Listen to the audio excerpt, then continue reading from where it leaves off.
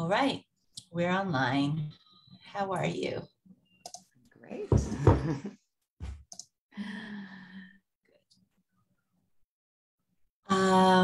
I think for the sake of people that are already on, waiting for us, hello people, thank you for waiting for us.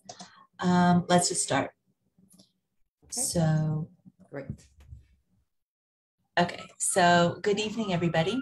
My name is Mirit Hoffman. I'm an elder law lawyer. I deal mainly with estate planning, which is wills, enduring power of attorneys, trusts, and tax and estate issues with US and Israeli dual citizenship. And from my exposure with this age group, I've realized there are a lot of important issues that have nothing to do with the law that concern the elders. And I decided to host these talk sessions with other professionals that deal with or help or advise elderly elders or deal with elderly issues. And today we're talking to Oran Aviv, who is a reflexologist for 25 years, has worked with people living with dementia for 15 years, and is the creator of HandsOn Dementia. So first of all, I want to thank you very much for joining me today. And please introduce yourself. Okay, well, thank you very much for inviting me. I'm very excited to be here today to talk about touch.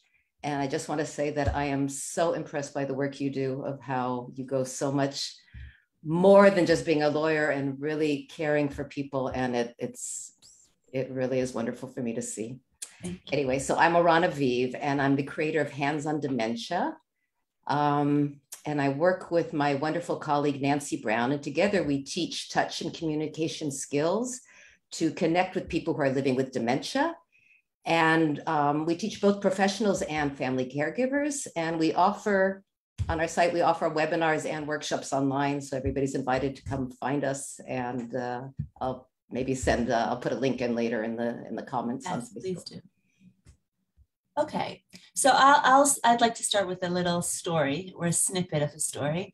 I was a while ago had a meeting with one of my clients, and we were discussing issues that he would like to put in his durable power of attorney. And one of the things that he mentioned was, as I'm getting older, I realize that people are less into holding my hand or just stroking me or touching me, giving me a hug. And it's really important for me. Actually, he remembered stating it about his mother. He said his mother was in a home and she had dementia. And he noticed that his children were actually taken aback by her and wouldn't come close to her and were very didn't want to touch her. And it really put a neon light for him. And it was so important for him that he wanted me to actually put it in his document as something that he would like it to be noted, that it's really very important for him to continue to be hugged and to be touched and to be held by his hands and just these things. And I thought, wow, that was like a very emotional moment for me, because it's true. I realized that it's true. People are a little bit sort of taken aback with older people. So this is a really great conversation for us, and love you to discuss this whole issue with us. Wow, that touched me too. I mean, that's such, who would think about that? That's the first time I've heard that. That's absolutely wonderful. Look, it's all ages. When we have small babies, we're all the time holding them, cuddling them, nursing them. They're all the time touch. And as kids get older, there's less and less touch. And sadly, because of worries of sexual abuse, the children don't even get touch at school anymore. Teachers are afraid to touch. And, coaches, sports people who used to, help them. And, you can't even get somebody to say, okay, stand up straight, because people are worried about it. Right. And I know I used to give a class of hand reflexology for families. And one of my participants, they had homework that they had to go home and do hand reflexology on their family. And she said, my kids, they were like 10 or 12. She goes, as they get older, I don't want to touch them anymore. They're all, I don't touch them as much. They're always full of dirt and sticky hands. And yet she started to do it at night before they went to sleep. She started doing the hand reflexology. And she said, oh my gosh, my boys suddenly opened up and started talking about their days just by those few minutes of just touch. They felt comfortable enough to open up and talk. And of course, as we get more older, it's true.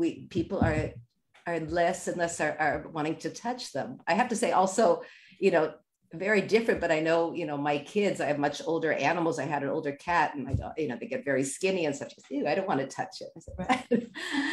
So that's one of the important things that when I teach the hand reflexology, hands-on dementia, is it gives people the chance to be able to use touch just on the hand, which you don't have to worry about. And that's something very normal. We wouldn't think twice about shaking somebody's hand, that might be sexual abuse.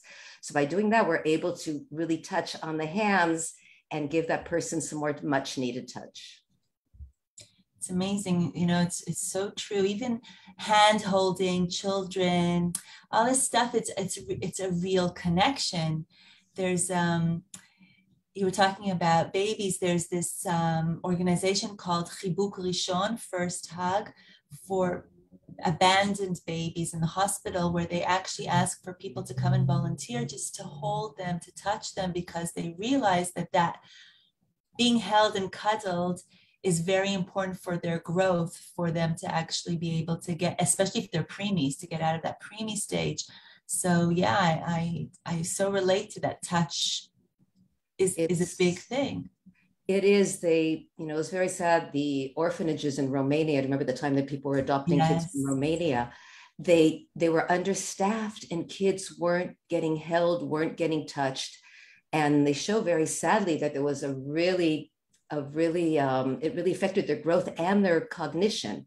Right. What was lucky is that all it took was afterwards for these children to start giving them like 20 minutes a day of massage, using their hands, touching them all over, and they're able to get back to their patterns. But touch is so important to us. I mean, even think about how we use the word in our language. How are you feeling? Okay, our emotions are connected to feeling. We don't say, how are you seeing? How are you listening? And what's amazing is it's all across the world. Even in China, the same word for how are you, you know, is feeling is used for emotions. So we don't even realize, we think of our eyes and we don't realize that touch is probably the most important of all our senses. And we really, really need it. Talking about babies, a lot of people have heard about in preemies that they do the skin to skin. Young babies, they tell them to put it on. But the story behind it is fascinating. It was in Colombia, there was a department that was really lacking incubators and staff. And there was like a 70% death rate of the premature babies. And the doctor, trying to figure out how he could save these babies, he thought about the kangaroo, the Joey in the mother's pouch. So he had the mother sit up and do skin to skin touching. And the amount, I mean, it was incredible. It dropped like to only 10% mortality rate just from that touch. Wow. So it just shows, I mean, I don't think we realize how much you really need touch. And there've been research, there's some very interesting research done. There's research done about basketball teams in the National League in the United States, that they followed them with videos, that the teams that in the beginning of the season are much more, you know, like they do the high fives, much more celebratory touches and stuff. Those teams work much better as a group. You know, they're the ones that they'll pass the ball to each other instead of saving it themselves. And they do much better just because they have more touch at the beginning. And there's another research, which is really interesting, is they found that waiters who ran, you know, like while they're putting while they're putting something on the plates on the table, that they actually touch somebody, they get better tips. That's amazing, actually. You know, we don't even realize it, but just that thing of feeling somebody else's touch on us, it really makes us feel good. And it comes out. I think even doctors get better if a doctor ends up touching the patient, that they also get better reviews. Again, that gets a little scary, but it's not that is not sexual abuse. True. So that's the problem is, you know, we'll never think twice. You know, 40 years ago, nobody would think about a doctor touching. So it's so true. I was thinking about it, you know, when somebody says hi to you and holds your hand a second longer, you actually feel, oh, maybe he actually cares or she actually cares. There's sort of a connection. You're right. Now that I think about between holding somebody's hand and the thought of caring. Yes. That gets into that energy, I guess, of being held by your hand. Sure. Think if somebody's scared, a child, you want to give them the hand. They want to feel better. Everybody feels better when we have the touch. When I teach hands-on dementia, when I teach people how to use hand reflexology, the first exercise I do is I have people one person closes their eyes, the other person holds their hand, and then they slowly release it. And then I repeat, and then they do it in couples, and the other one does it, the partner does it. And then I have them do the second time, they hold the hand and they look at me and I give the sign and they suddenly let go. And they're only holding the hand for like 15 seconds. But the reaction of everybody when somebody suddenly lets go is like, oh my God, they felt abandoned. Of only 15 seconds of touch, they already, I say it's almost like electricity. They had that kind of connection, and how much does that take for us to hold somebody's hand a little bit more, to give them that? And that's also why it's really important, if you do hold somebody's hand, to not let go immediately, to let go very slowly, because it's shocking. It's very, very shocking. It's something that you can try at home, with a family member or a friend. I will definitely try all this. Yeah, and even if it's coming, because they know it's coming, I explain what's going to happen, and it's shocking. It's just a feeling of shock from doing that. It's really amazing. I mean, it's amazing if you think about it. It doesn't take a lot to make somebody feel better. No, for sure. And it's and that's why we do it. That's how I developed all of HandsOn Dementia, to use this to help people who are living with dementia, that they will get more touch. And we found that, should I go on without? Do you want me to tell about that a little bit? Yes, I would like to. Please tell us about your work with the nursing homes and your method that you developed. Okay, well, I'll just give a real brief explanation in case somebody doesn't know what reflexology is. Reflexology is a complementary therapy that we press on, well, most people know about it on the feet. If anybody's had reflexology, they know about the feet, but we also press points on the hands and also on the ears, which is a really good one for doing on yourself at home. Some people do face, but those are the main three ones. And great things happen. You start to feel a lot better. Reflects some form of touch of hands and feet have been around for thousands of years. We even have a picture of it in the pyramid in Egypt, and a lot in the East, in the Far East, has been used in Asia. But modern day reflexology is attributed to Dr. Fitzgerald, who was an ear, nose, and throat doctor. And he noticed that, what do we do when we hurt? What if something hurts? What do? We touch it. That's our normal reaction, right? It's like, we're doing that. There must be some reason we do that, is because it helps with the pain. And he also noticed how people squeeze their hands. I mean, a child who's in pain will squeeze the parent's hand. Or I always talk about women who've gone into labor and are holding onto the back of a chair. And he started noticing, why are we pressing that one? He started finding these points that he pressed on the hands and on the feet. And he was able to reduce pain or even stop pain altogether. And Dr. Fitzgerald even started doing minor surgery in his clinic. And instead of using anesthesia, he would press points on the hands and feet. Wow. And this he actually wrote papers on it. And there were doctors in England. He went to England and talked about it. There were actually doctors around the world doing this. Now, the last time any of us went to a doctor, I really doubt that he pressed our hands or feet. And the reason for that is, at the same time, this was the beginning, the 1920s of the previous century, was that all of conventional medicine went to taking medications. That was really important, because they discovered antibiotics would save lives. Somebody would get cut and could die from it. So antibiotics, but from then on, everything really moved on to just medication, but people still continued with his work and developed really reflexology. So that's just really short on reflexology. I'm happy to talk more about it sometime if you want, but that's definitely. I didn't know, actually, because it's true. A lot of people know the reflexology of the foot, but not a lot of people realize it's also the hands. And the hands is just so good for working people who are living with dementia, because it's, taking a hand is something that feels comfortable. Telling somebody to take off their shoes and socks is a little bit strange. Plus, they're far away from me. When I do hands, I'm sitting across, so we have eye contact. We're talking at the same time, and it makes it much more comfortable to work with that. Right. So I've been working with this for many years, and we're very proud that recently in June, we presented our work at the Alzheimer's Disease International Conference in London. And it's really the first time that we introduced reflexology as a way of working with people who have dementia. Our work that we presented there was work that we teach foreign live-in caregivers how to use hand reflexology to work with their employers who are living with dementia. So I'll just give a little bit of what we've learned over the years of how hand reflexology can help. One of the really main things, this is reflexology in general, the side effect of reflexology is much better sleep.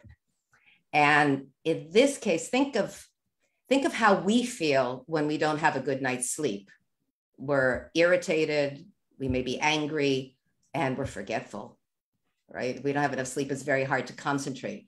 So if somebody who has memory loss also has not enough sleep, then they're not going to be doing very well, at all during the day. Right. And so that's really important. So a difference of an extra hour of 2 hours a night can make a huge difference in how a person feels. And think about their live-in caregiver who in this country, we're talking from Israel, is that most of them are 24/7 caregivers. They're living there. They don't have a break. So think how that caregiver is going to feel if he or she suddenly has an extra hour of 2 hours of sleep. They're going to be a much better caregiver. They're going to have more time for themselves. They'll have time, so it's a really win-win situation. It doesn't seem like a lot, but that change of an extra hour or two can make a huge difference in everybody's life. Absolutely. The other important thing we found, and just for this, I think every facility needs to learn the staff needs to learn hand reflexology, is it can really help with adaptation to a new facility. I've talked to people who moved into a care home, independent living, who didn't have any cognitive decline. And they told me they cried for 2 weeks. It's very difficult at a later age to make a move like that, leaving your house, leaving things that you know. And somebody who has cognitive decline, it's even more difficult. And I could tell a story I had of a client who his wife passed away. And instead of moving into independent living in Boston, he decided to move to Ra'anana to independent living here because his brother lived here and he had a son who had a child. And he thought it would make more sense to be with the grandchildren, the family here. And he had already set up that he was going to be, and he came here and he went into he had very mild to cognitive decline. He was in his 80s, so he had very mild, which is normal at that age. Right. And he came here, he went into a full depression, was totally lost. And they told the family, I'm sorry, he's not going to be able to live independently. We can't accept him. And by chance, they got to me and we started doing reflexology twice a week. And within a few weeks, he returned to himself. Wow. And he was able to live independently. And this is so important because so many times we blame the condition of dementia where it might be other factors. And doctors, a lot of people do this by mistake. They think, oh, it's just the illness. It's just, I don't like to call it illness, it's a condition. And it's really important to know that because here what happened, he was under stress from the change. People are just crying for 2 weeks. And he just needed, through reflexology, we were able to get him back to himself to get through that point. So, and we've seen this with people the staff who's learned hands-on dementia. They had somebody comes in and they sit quietly in the side and they don't talk at all. And when they come and start using the hand reflexology, they open up and start talking because they start to feel comfortable. Somebody cares, somebody is there who needs me. We find that it can reduce anxiety. A lot of people who are living with dementia, they have what's called sundowning. In the late afternoon, they start to get much more anxious. There are several reasons what might be several ideas of what might be the reason, but it's called sundowning because it's towards the end of the day. It may be just from tiredness, from being, it's so hard to stay focused when you're living with dementia, then they might just be exhausted at that point. Right. So one of the caregivers, their employee, had such difficulty in the afternoon with sundowning that the family brought in a friend that they paid to come and be with her during those hours because it was so difficult. And once the live-in caregiver started learning hand reflexology, they didn't need to do that anymore. The hand reflexology during the day was able to help her get through the day without having really difficult sundowning. We also found that a lot of times for a lot of people, even not people with dementia, they do not want a caregiver in the house. They don't like the idea there's somebody in their house. Right. And sometimes, even though the caregiver could be the best caregiver in the world, her employer just really does not want her there. And when they start doing reflexology, that creates a different kind of relationship. One woman really didn't like her. And then she said, oh, you're my doctor. You make me feel better. And the relationship, again, the relationship is better. The caregiver is going to have a much easier time and be a better caregiver. In nursing homes, we found that in some cases, it can reduce pain medications. They don't need as much pain medications. Better digestion and better mobility, especially with people with Parkinson's. We found the physical therapists have told us that they're able to move better with it. Wow, so this is good relaxation. That's amazing. That's a really long list of amazing. It is. We keep finding more. Yeah, it's so easy to learn. I mean, the whole point is it's easy to learn, and everybody can learn how to do it, and it can really make a difference. Plus, when you learn it, you first learn it on yourself, so you also have self-care because you can help yourself by doing the hand reflexology on yourself. So it's really a win-win. That's what we're trying to do, is spread the word to get more people to know about it. Oh my gosh. I mean, definitely it's for every age, at any time. It's for younger children, for older children, for teenagers, for people with dementia, for yourself. I mean, there's so many benefits. Touch is important. Yeah. That's amazing. Do you think you can give us something to take home with us regarding? Sure. First of all, what we talked about is just hold that hand a little longer. If you're already saying hello to somebody, here, I even have my hand here. It's a little rough. Okay. I don't like showing the end of it because it looks kind of strange. Yeah. We try to get it here. Hold on. Just opening up my window here so I can see it better. Okay. So if I'm saying hello to somebody, I can just kind of slip my hand under here and even put two hands. And as I'm talking to them, I'm just going to say, oh, how are you today? I'm just holding on and continue the conversation instead of just shaking and letting go. How are you today? Oh, how did you sleep? Oh, talk to them, be there caring. And once you're holding onto the hand, they know you really care. I mean, you want to be interested and talk to the person and really listen to them. It might surprise you sometimes by just listening. You might hear things that you normally don't hear. Right. So that's one. So just by doing that, that can already make the difference. The other thing I'll show you is one of the points I really, really like in hand reflexology. It's the point that's called the solar plexus, which is an area, it's basically the area for where all the nerves are, and it's very good for relaxation. Okay. The way we do that is I want to feel this area on the top of our hand, which is I call it the ball of the hand. Right. Okay? So if you slide your fingers down from the bottom of the fingers, you'll feel it kind of falls down. Okay. You can feel you just let your fingers fall into the area that's more indented there. Yeah. And we want to do that from the middle fingers. So we're going to go down and just let the finger fall in. Okay. That's the solar plexus. I'll show you in a second another way to find it. Okay. And we just put the thumb on it. Okay, we're just going to put the thumb on the solar plexus. Now, I'm holding it up here so you can see it, but you can just put it on your lap and relax.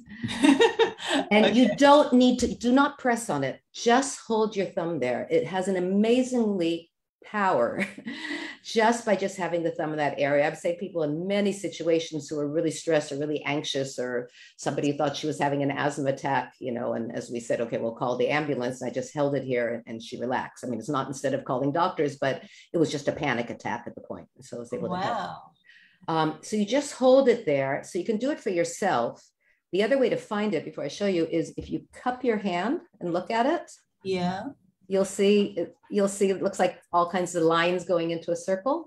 Right. Okay. So solar plexus, it's like the sun, right? It's the sun rays. So you just go into that little circle. And again, that's the same place. It's another way of finding it. You put your fingers in. I love that it looks like the sun for the solar plexus. Okay. So you can do that for yourself. Now, for self-care, I would, hold it, put it on your lap, and just take a good breath without pressing, just leaving it there. Take a good breath in through your nose and out. And feel the heaviness leave. And if you do this, a couple times a day, it gets to a point that you just touch that point. I mean, for me, I touch the point and I have to be careful if I do too much because I just start to get kind of really tired. It really relaxes me. But, anytime if, before a Zoom meeting and you're thinking, oh no, I'm not ready, okay, put my solar plexus, touch it, and I'll just take relax. So that's a really good one for just doing self-care. Take it and breathe with it. Do it on the other hand as well. We always work on both hands, but again, you don't have to press, just leave it there. I can do that also. Do it first time. If you're going to try this, first feel it on yourself that you feel it's comfortable and learn to use it.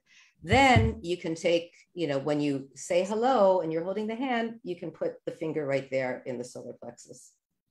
Ah, smart. They don't want even realize. But I say, please learn to use it on yourself first. When I teach, I always have people use it, work on yourself every time, see how it works, see how you feel with it. I want to say one thing that's really important here that's not everybody wants to be touched. I mean, those of us who love touch, we want it, but some people, especially people in early stages, when they're early stages of cognitive decline, they do not want to be touched. And you have to be really clear in looking at body language. If you come towards somebody and they move back, that's your sign. If somebody puts their arms up like this, they don't want you near them. Right. This, if somebody is talking to me like that, I am not going to try to touch them. Okay. So not everybody wants it. We have to be very clear about that. Okay. They're different, but if somebody who does want it, they're going to love it. They're going to fall into it and want to have it. That's a good point, though. That's a good point. Very important. It's very important. To listen to body language. The fact that you want to give doesn't mean the person wants to get. So. I have that a lot because I know wonderful caregivers working in facilities who just want to hold and hug and help people. And they have to understand that not everybody wants it. It just can change. Somebody's in the middle of sundowning, when they're in an anxiety attack, and they're not going to want it. We always want to do this before we get to that point. We want to, again, we're going to watch the cues, watch the trigger points, and do this when somebody's feeling well, and that can prevent it. But when somebody's in the middle of feeling terrible, I'm not going to use my hands on them. Right. You have to be very aware of that and see the right time. If somebody really wants to learn more, we actually have an ebook that we produced during the pandemic when we couldn't go into facilities. And it's an ebook that explains was written for family caregivers, but everybody can use it. And it shows how to use just a few points. It's very easy to learn. And it comes together with film clips, with short clips to show you exactly how to do it on yourself and on somebody else. Oh, that's amazing. And if somebody would like to learn more, they're very welcome to come and that's amazing. Can you put it at the comments afterwards of sure. I'll put that on our site. Whoever wants it can go in. That's amazing. Yeah. And we also have a weekly blog that I write it's about understanding dementia, communication, healthy living, how to prevent dementia. So I really recommend it if somebody wants to. I know I'm on it now, so I get to read it. Yeah. Okay. Well, Oran, this was amazing. Thank you. So interesting and so lovely. Really, really very. It was everything for me. Like I think it was just a lovely, lovely session. Thank you so much. Thank you. Really. Thank you so much. And if anybody has questions, then please put it in the comments below. And if Oran doesn't see it, I'll make sure that she gets to it. And Oran will also put her website down with, any information. If you want to contact her directly, please do so. If you feel somebody is in need of help, please do so. We've just heard how amazingly helpful this could be and how easy it is to help somebody else in the need. So this is all very good information. And with this wonderful last session for this year, I bid you Oran a Shana Tova. Thank you so much. I bid everybody else a Shana Tova. Thank you guys so much for listening, for watching. And I'll meet you on the other side. I'll meet you next year. So Shana Tova to everybody. Shana Tova. We all have a wonderful year. A wonderful year. Good night, everybody. Good night. Thank you so much. Bye-bye. Bye.